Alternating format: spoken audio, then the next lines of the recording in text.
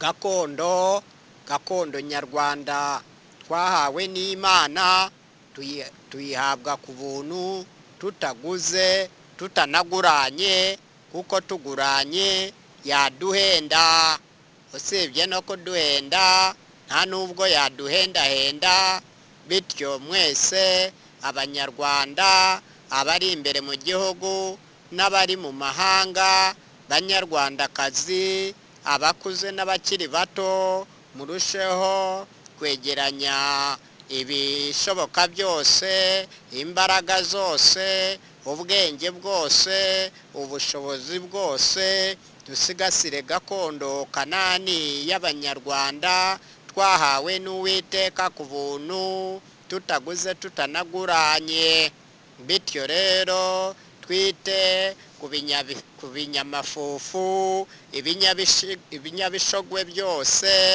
Bityo rero abanyarwanda hirya no hino, ubwo ibirayi n'ibijumba byose tubyiteho.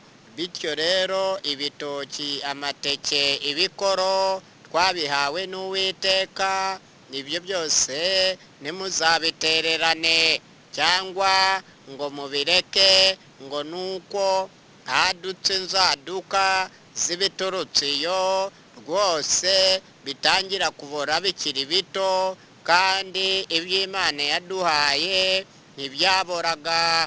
Kabuze niyo byabaga byarakuze byaraguguriye mu murima, mu butaka, byahoragamo, wagira ngo bwari uburyo nabwo bwo kubihunika.